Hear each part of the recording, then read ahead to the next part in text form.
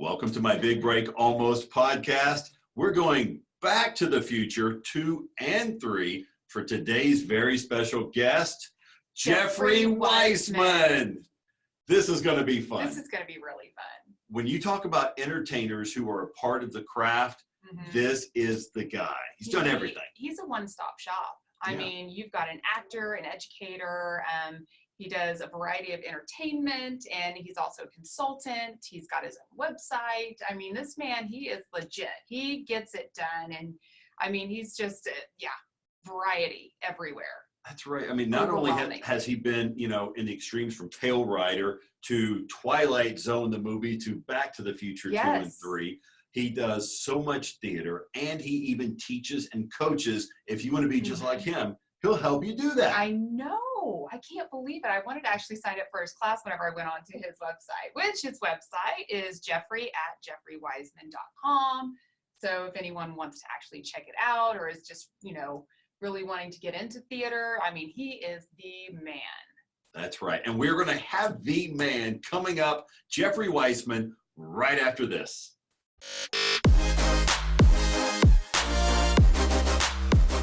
Well, we are so excited to have you on because Back to the Future, the whole trilogy, one of my favorites of all time, but yet that just skims the surface of everything that you've done. You have a huge career. It's amazing to get to last this long as an actor and still succeed and still keep growing.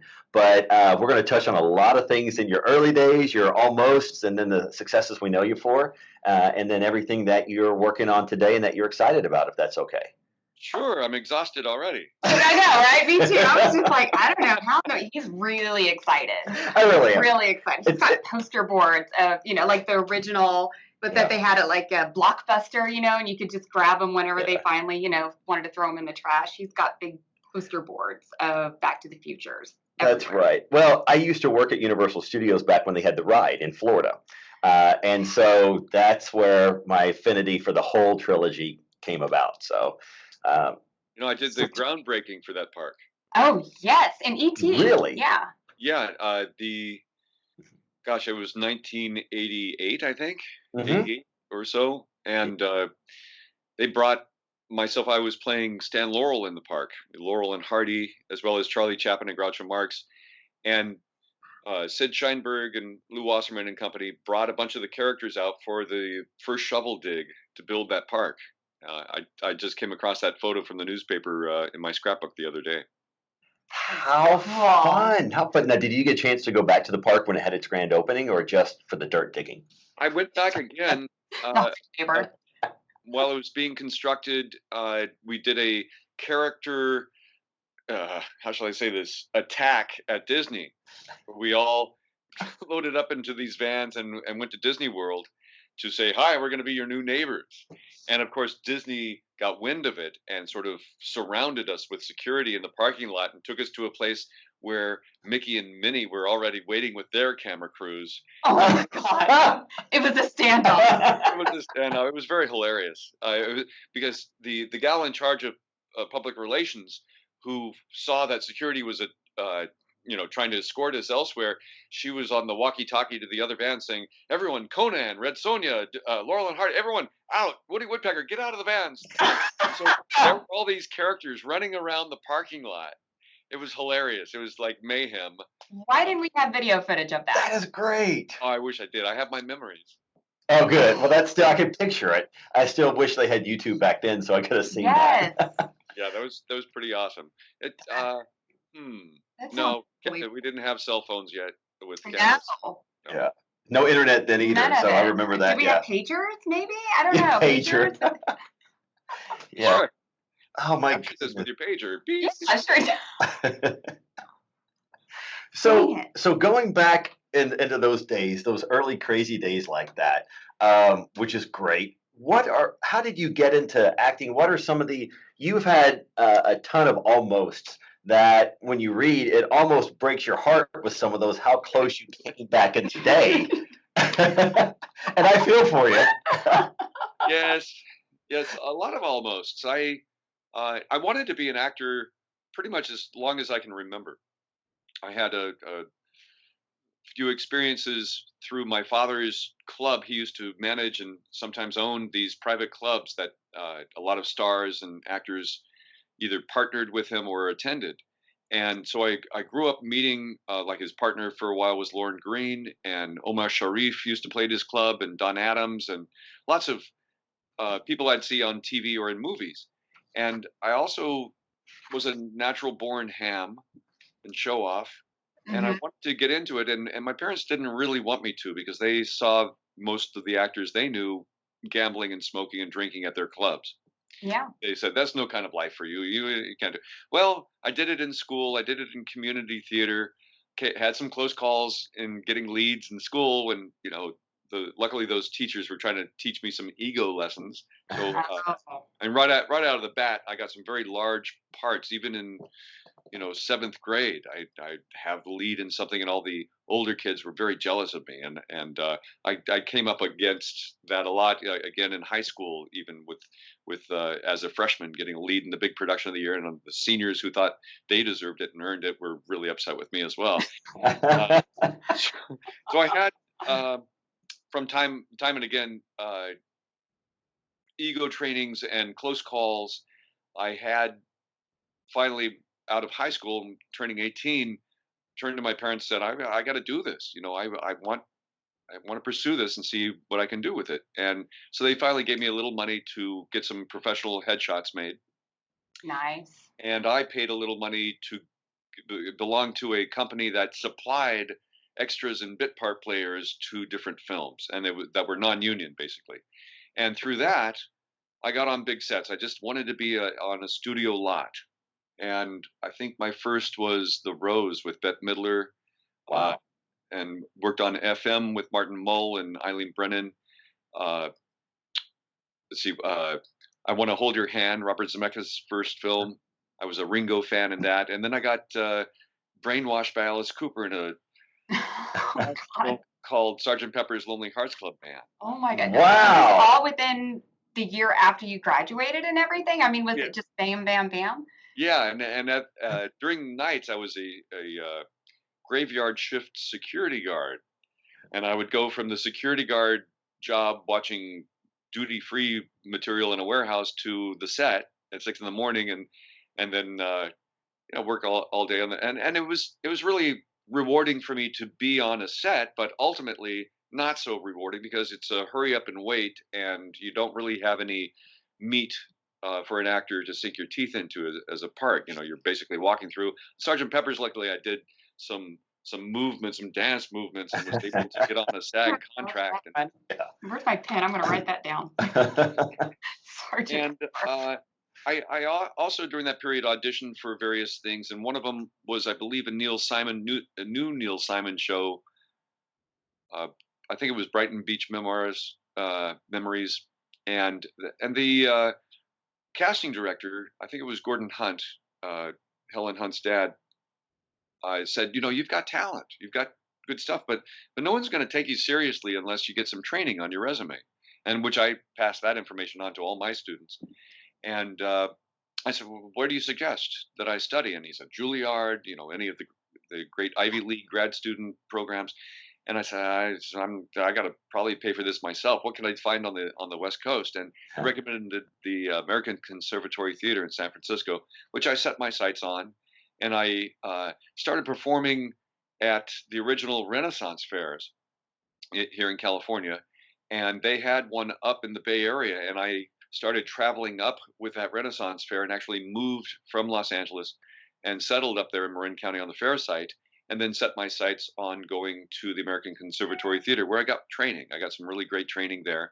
And while continuing my intermediate training, I fell into an opportunity to screen test for a major motion picture.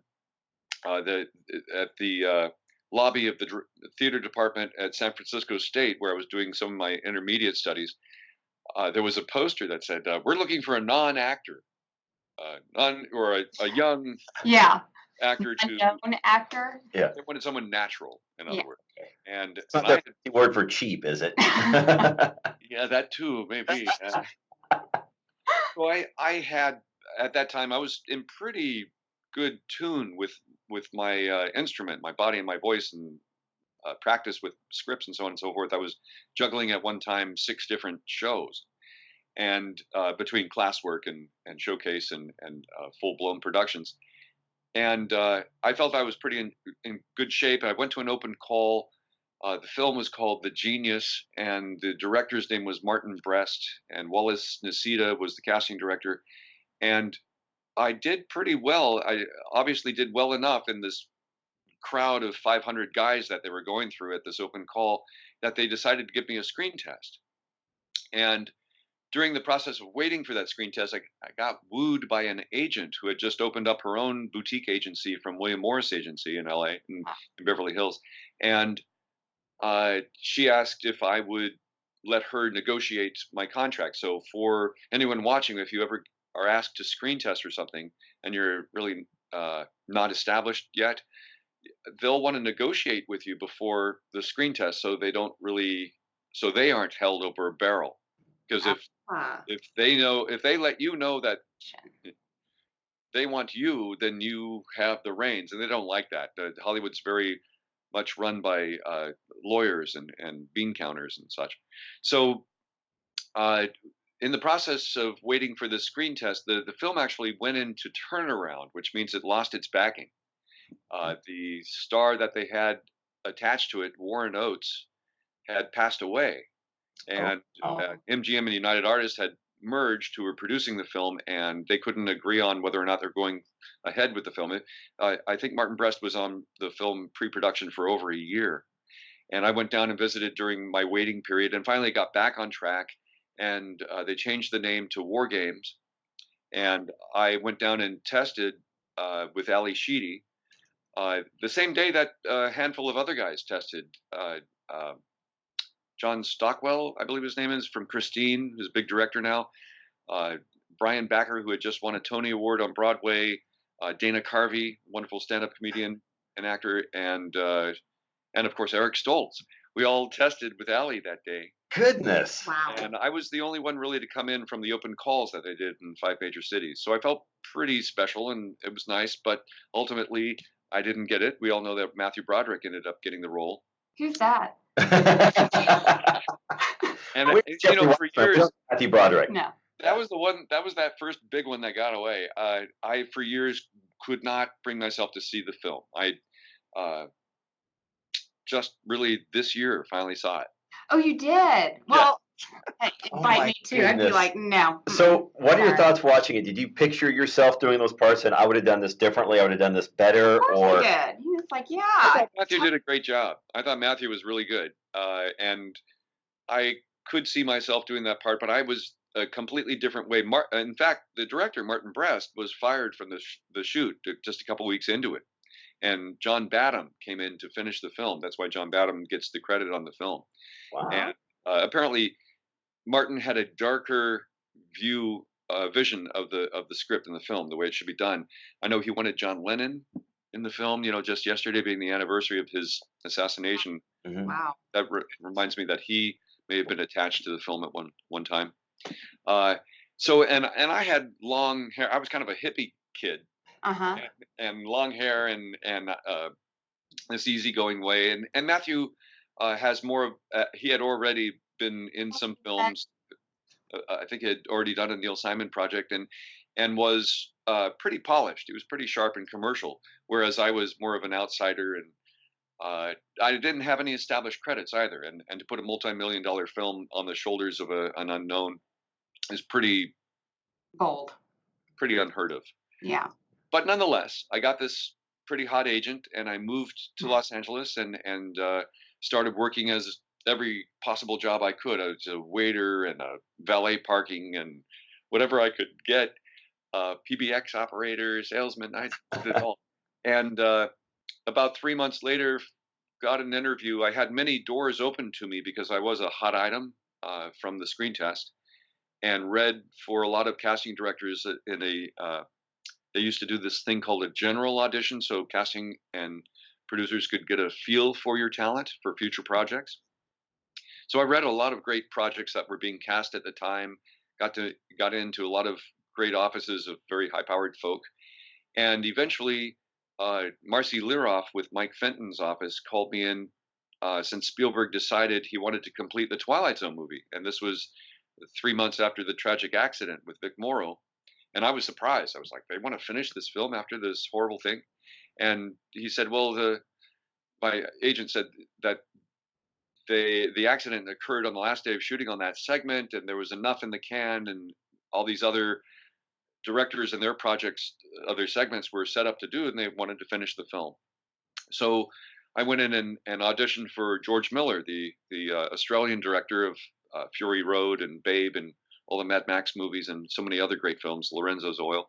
And he and I got along very well. We had a blast, actually, telling jokes, and really it was his first project in Hollywood, and it was going to be my first big co-star project in Hollywood, although it turned out that my part wasn't that big. I got to develop business and lines and such during rehearsals on set.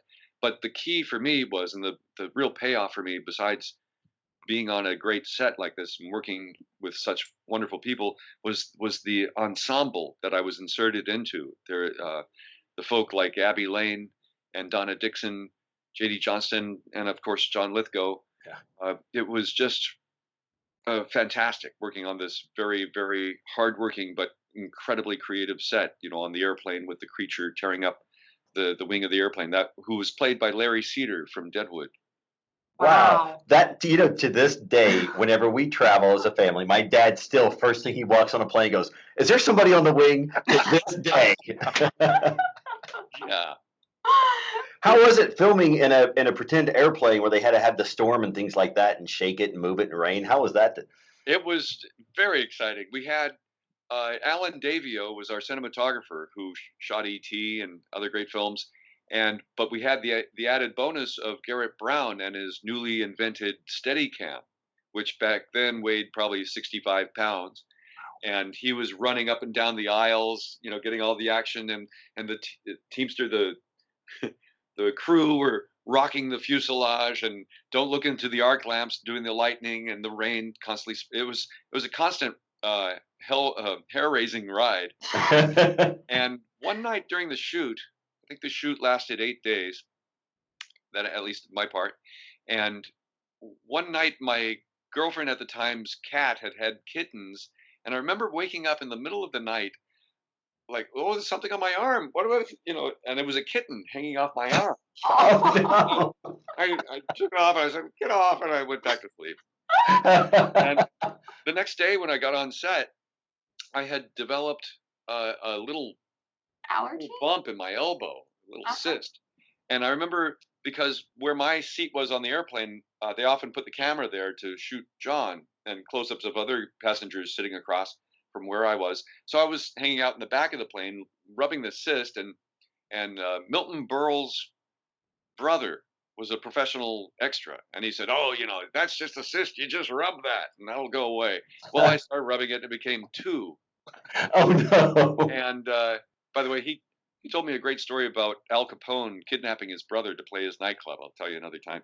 Oh my So no. the next day, I developed the bump in my armpit and then some red lines going down my arm, and I wasn't feeling well. So I went to the Warner Brothers studio nurse, who sent me to a local doctor, who said, "Drop your drawers," and gave me 3 shots of penicillin, and said, "Those red lines going up your arm, that was blood poisoning. You had cat scratch fever." So that, being kind of sick on that, led me to being very uneasy during the rest of the shoot. I was spinning constantly from feeling ill and then the rocking of the fuselage and everything. So there was double duty on that. Method acting. Yeah, method acting. There you go. Oh my God. Died. That is crazy. So did you feel like after that shoot, other than surviving, do you feel like, okay, I've made it now, my career is about to just go the direction I want it to go? Or what happens after a big shoot like that? Yeah, it was very difficult for me to retain the proper ego training that my teachers in school started giving me by giving me smaller support roles, because you don't always get the leads, and it really is as it is now. Back then it was maybe 1 against 500. Now it's more like 1 against 2,000 for each submission for every part that come out in the breakdown services that the casting puts out to agents. And the competition is so fierce, and you have to have a lot of things going for you. Luck is really a way of saying that you're prepared when the opportunity knocks. And you got to have training. You've got to have belief in yourself. And you never know. You go in like Bryan Cranston says, you go in, you show that you can do the work, and then you get out. And don't look back, because you're not really applying for a job. You're going in to demonstrate that you can do it and create a character that'll help tell this story.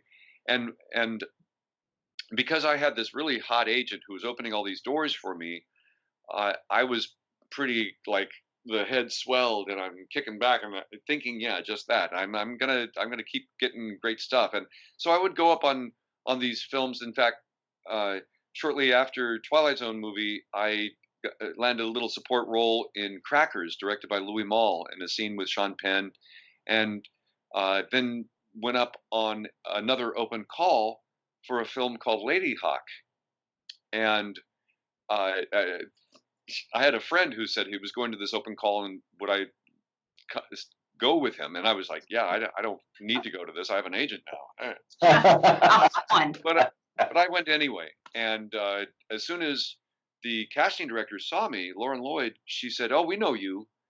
You were up for Honky Tonk Man, a Clint Eastwood film, and we like you. Yeah, but Clint didn't want to hit you in the face with a rifle for this role. But you're big in our files. Don't worry about it." So the next day, my agent calls and says, "What are you doing going on an open call?" I was like, busted. Oh, no. Yeah. I said I was keeping a friend company, and she said, "Well, what did you think? The same thing on War Games that happened to you would happen again?" I said, "Well, it was in the back of my mind." And she said, "Good, because the casting director now wants to see you. She's got the only script from Dick Donner's office that's available, and you're going in tomorrow to read for her." Okay. And so I go into, was it Marion Doherty? Marion Doherty's office, I think it was, and she said, "What scenes do you like?" And I said, "There are about 19 scenes I love in this thing," because I had done Renaissance fairs, and this took place in the Middle Ages, so it was right up my alley. I was going to rock this thing. And she said, "Let's do them all." Okay, so I used her office and used things in her office, and I did all these scenes. She said, "Great. The director, Dick Donner, is in Italy right now scouting for the film, for the shoot, and I'm going to talk to him tonight about you." I was like, "Great." And I didn't hear anything. So I went to a little vacation with my parents to Mexico, and then came home, and my agent was ringing on the phone as I walked in, and she goes, "Where have you been?" I said, "I told you I was going to Mexico with my family." She goes, "Well, apparently the actor they want for the role you're being considered for wants too much money, and they're going to test you for the role." I was like, "Great. When is that?" "This afternoon." Welcome back. Yeah. So I prepared myself for my test, and just as I am locking the door, the phone starts ringing again. I was like, "Oh no, I want to go to the studio. I'll go in and answer it." And it was my agent saying, "Oh, the test is off. Matthew Broderick just came down in his prize." Oh, Matthew. Again. So there's the other one that got away. Oh my That's goodness. great. Man, you missed a trip. Yeah. Yeah, that's right. To I Italy. haven't seen Lady Hawk yet. Yeah, I don't blame you. Have you attempted Ferris Bueller's Day Off, or does that one still hurt a little bit just because it's Matthew? I'm over it. I'm fine with Matthew. Really, I'll see the films. So, I've had a lot of close calls on other films. All of those early '80s. My Science Project, Revenge of the Nerds. I've had a lot of There's a lot of good ones. auditions for great projects that didn't happen for one reason or another. There was one called The Creator that Yvonne Passer really liked me for. He told me, "I like you," and he told my agent, "I like this kid for this." And it was with Muriel Hemingway and Peter O'Toole.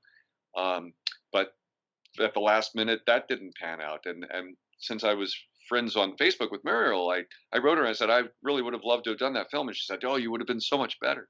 Oh, I shouldn't have said that on the air here. Another one, so many that got away. Jeez. Yeah. Hold on while I cry for a minute. Dun, dun, dun, dun, dun, dun, dun, dun, dun, dun, dun, dun. All right, he's back. I thought I was going to co-star in a film with Burt Lancaster and Kirk Douglas. Old Fugitives, something like that.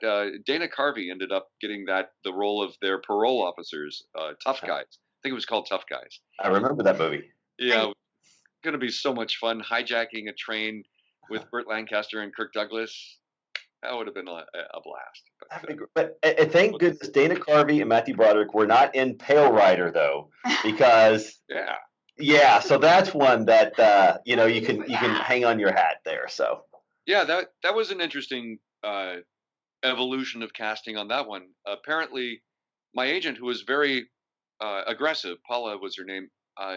She would call the casting directors all the time and kind of piss them off because she was always bugging. What do you got going on that I should know about that I might have someone for it? She did just that at Warner Brothers, and they said they had this Clint Eastwood project that they were looking for someone for, but they were going to cast from their files. And when they described the characters, she said, "Well, Jeffrey Weissman is right for that." And what had happened was Chris Penn, Sean Penn's little brother, was a big guy. God rest him. Chris had met Clint at a party in Malibu or somewhere and said, "I want to work with you." And Clint was all right. And he sent him a script for Pale Rider and offered him the part of Eddie Conway. And Chris threw it back and said, "I don't want to play a good guy. I want to play a bad guy." Of course. So Clint moved Chris to LaHood's son, the character that raped Sidney Penny's character, or attempts the rape. And the actor Chuck LaFont, who was playing Teddy, was moved to Eddie. So Teddy had become available. So I went in prepared with my, emotional recall work, my fantasy charging work, my Meisner, my Strasberg, my Zen-oriented, just let the script do the work technique. I had a lock of my grandmother's hair in my pocket. Oh my gosh. You ready? Because I knew I had to cry on cue. Oh. And Fritz Mans, the producer who put me on tape for Clint, after my audition, he was very silent. He was very silent because everything worked. I had to cry over my dead daddy's body after he's been shot from head to toe, and the tears just came, and I kept the lines coming in, so it worked. Everything worked right. And Fritz just nodded. He just nodded. That was it. And the next week, I was on a plane to Ketchum, Sun Valley, Idaho, to shoot for 4.5 weeks. Wow, that's pretty interesting. That's exciting, though. Can you still cry on cue? Yeah. Yeah, I just closed a show where I played an EPA bureaucrat, sort of a low-level official. When the show opens, my character's in his 35th day of captivity by an activist turned terrorist. And he's been living with this terror that he's going to be killed at any moment.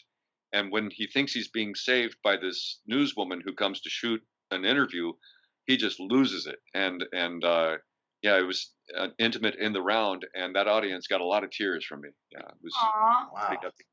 That's impressive. That's very talented. Yeah. Oh my gosh. Yeah. To cry on cue is crazy to me.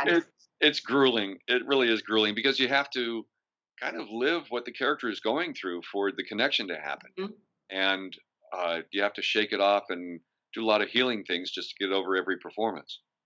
I couldn't imagine. Well, now I'd like to go to something more, I guess, upbeat. It's something I've been waiting for. It's coming, Back to the Future 2 and 3. But I know I'm assuming anyway, a different character for you because it's something you had to pick up where, Crispin Glover left off. So it wasn't something you created on your own and you had to still make it your own. So what was that experience like? Yeah, and because of that, it's very controversial.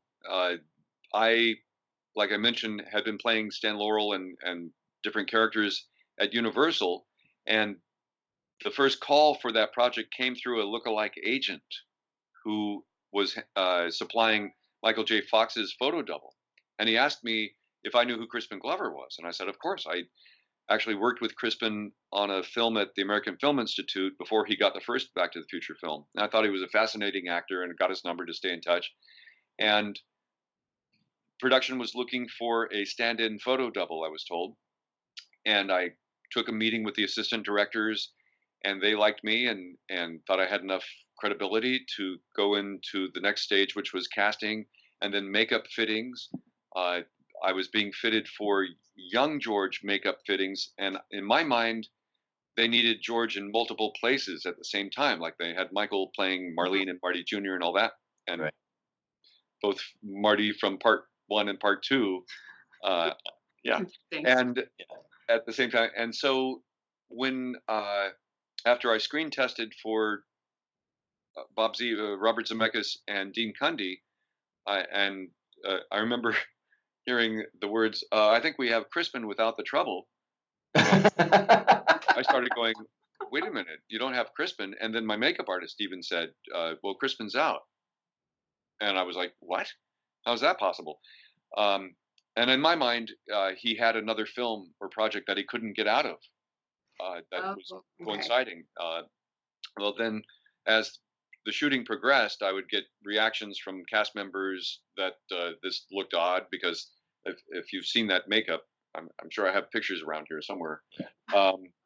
We'll post them. We could Google it. Yeah. It looks like Crispin, but not really, and that's why they kept me in the background mostly because I had to recreate the fight with Biff in the parking lot of the high school. I had to kiss Lorraine on the dance floor of the Enchantment Under the Sea dance. We had to recreate these scenes, so it seemed seamless, like he was really there. Yeah. And then in the future, and I had to study Crispin's work from the first films and his screen tests and so on and so forth to really get the physicalizations and the movements and imitate the voice, all these different things that he had that were so unique. Right.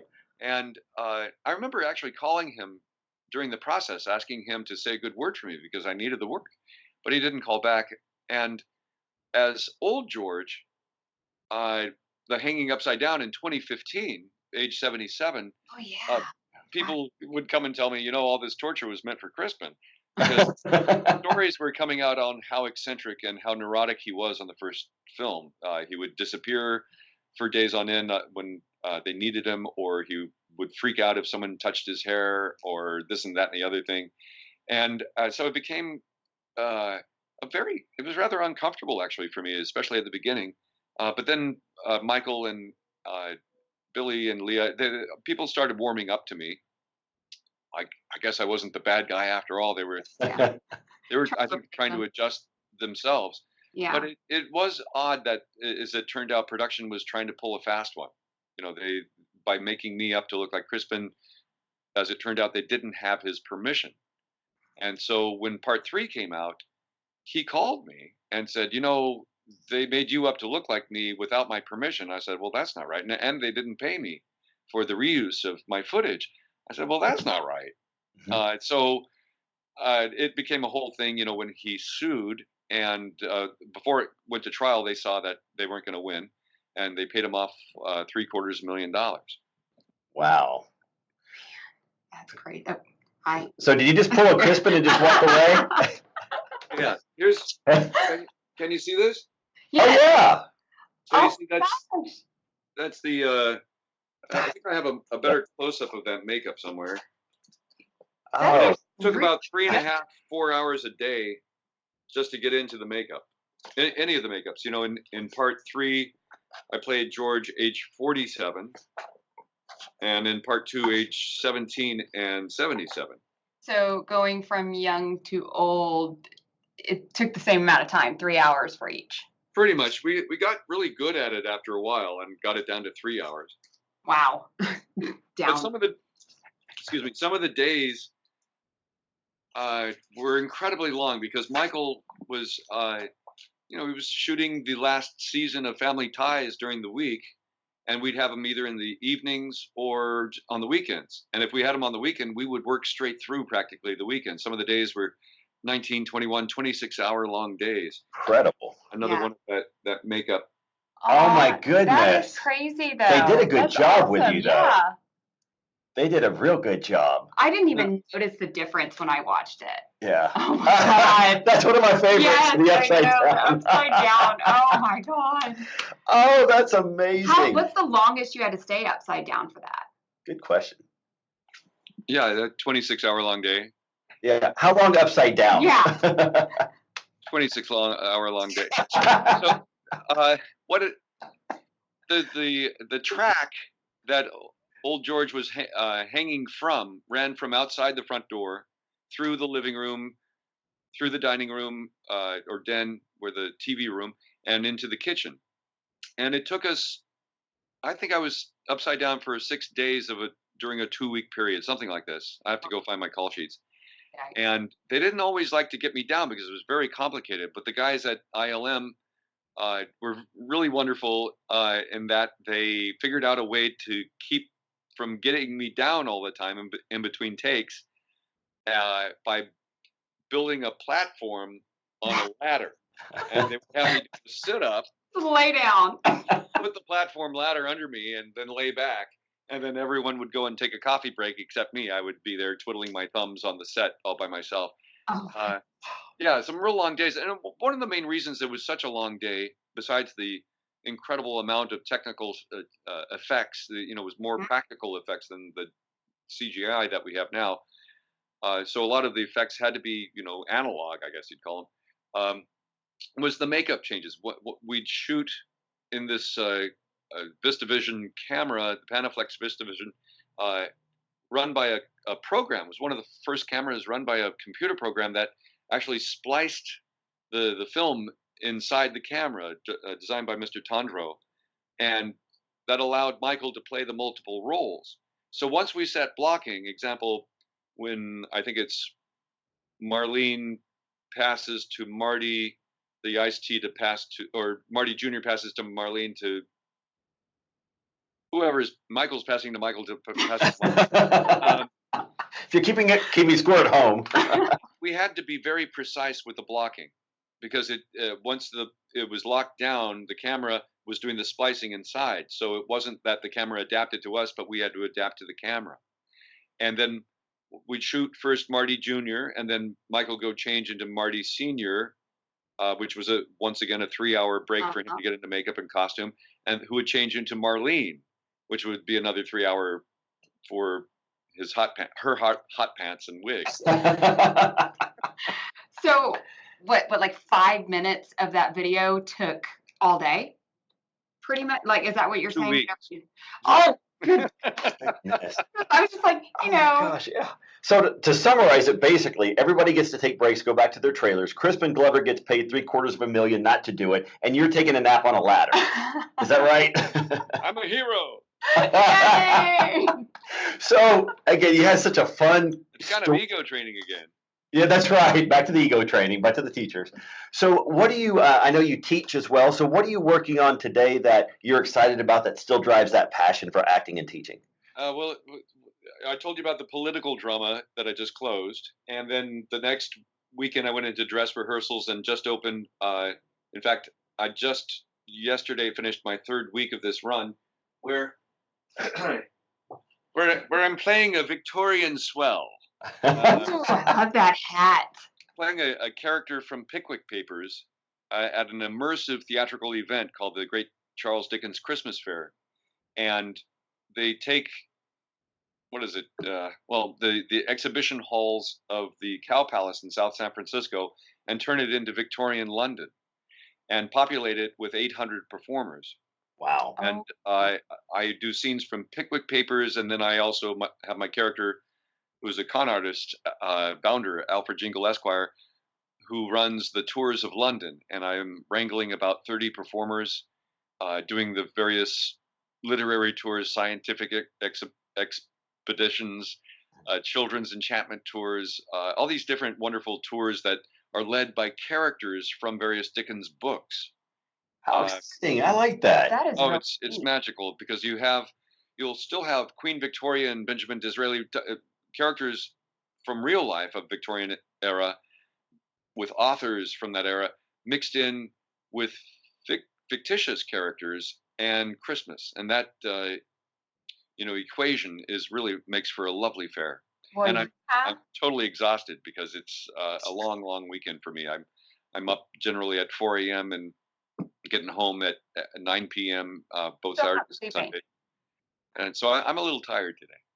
Yeah, well, maybe you can take a nap in a bed rather than a ladder now. You've earned it. Nice one, Paul. Reincorporation. Thank you so much. This has been so much fun. I can honestly talk to you for just hours and days hearing all these stories. I would have never guessed he's tired. Okay. Yeah. You've got plenty more. Sleep.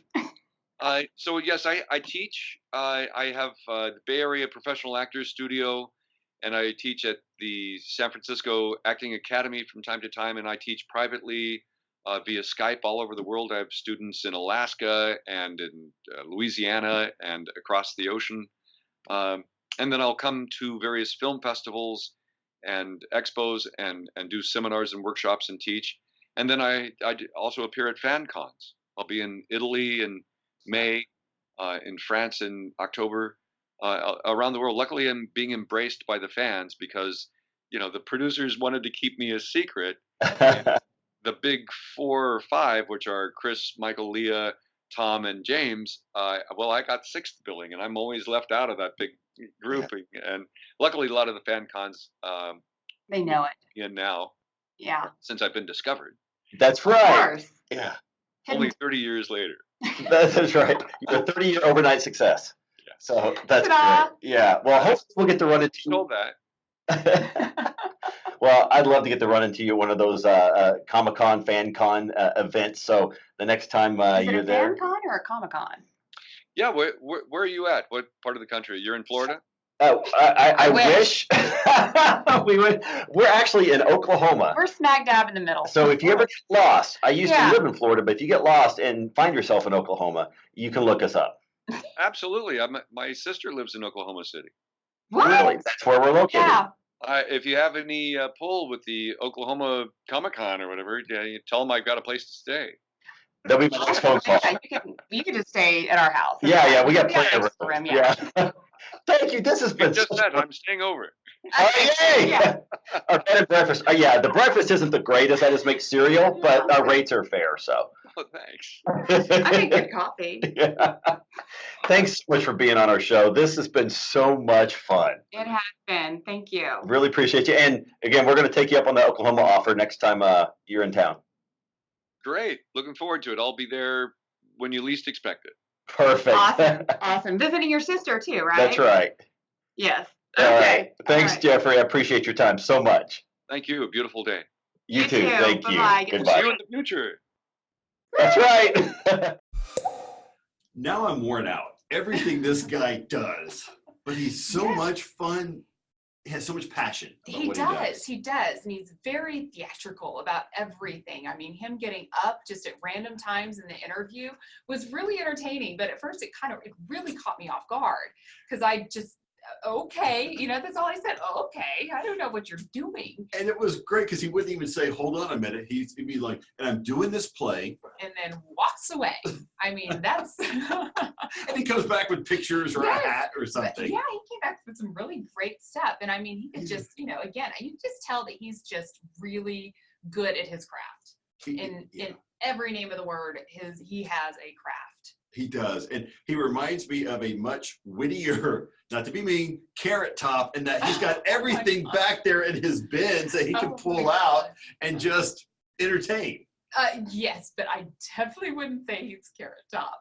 No! But I mean, I get the visualization of Carrot Top, but definitely not Carrot Top. I guarantee she's going to edit this out. I probably will. But no, he was really great, really down-to-earth man. I mean, and then on top of that, he coaches and teaches. Again, everything's on his website.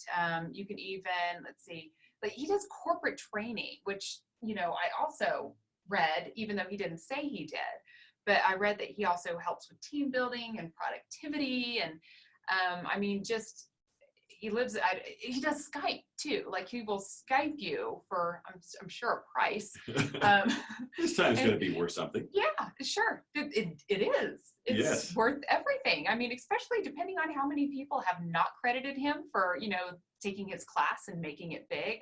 I'm curious about that now. We are not done with this interview, Jeffrey. Not even close. You're coming back. So, I can't wait till we get the bill from him, though. Yeah, so we have to save up to get him again, but it'll be worth it. Yes.